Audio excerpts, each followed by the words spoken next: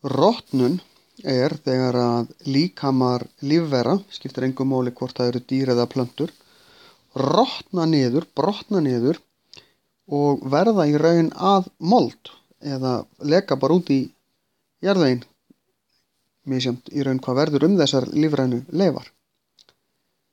Það eru fyrst og fremst sveppir og bakteríur sem að eru rotverur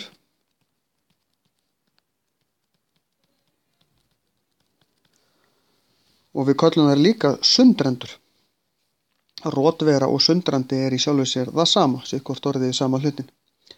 Rotnun gerist mjög hægt, það getur tekið líkama lífveru margar vikur, jafnvel einhverja mánuði, að rotna, að hverfa. Það eru mjúku efnin, húðin og innyflin sem að rotna fyrst, en beinin getur tekið mörg ár að rotna niður, en það gerist nú samt sem áður fyrir rest. Það sem að rotverurnar gera er að þær borða bara hreinlega lífveruna, melta hana niður, taka flókin efni eins og prótín, brjóta það niður í amínósýrur og nýta þau, fitusýrur, sykrur niður í einsykrur, nota þessi efni og þannig komast þau inn í hringrásina aftur. Við getum svolítið hugsað þetta eins og, eða ímyndað okkur aðstæður þar sem væru engar rotverur. Þá myndi ekkert rotna. En hvað myndi þá gerast? Jú, það myndi allt fyllast af líkumum dauðra dýra og dauðum plöntum og það myndi ekkert gerast. Það kemur ekki lykt, það kemur ekki neitt.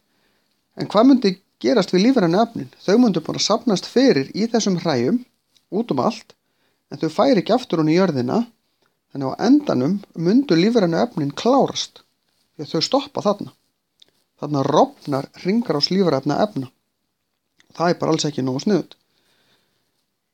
Til þess að rotnun geti átt sér stað, þá þarf að vera raki, sæmilega heitt og það þarf að vera súrefni því að flestar rotverurnar eru súrefnisháðar, þar að segja að þær þurfa súrefni. Það er alveg til bakteríur sem eru súrefnisfyrtar, en það er ekkert alltaf til staðar. Þannig að ef að líkami dýrs til dæmis lendir í aðstæðum eins og í leir eða einhverju, þar sem það deyr og fer á kaf í leir eða einhverja drullu og lendir í aðstæðum þar sem ekki er súrefni, að þá rotnar líkaminn ekki. Heldur smám saman á þúsundum ára leysist líkaminn upp og það koma steinefni í staðinn í vatninu sem lekur hann í gegn og þannig verða til steingervingar. En það tekur miklu lengri tíma heldur en rotnunin gerist.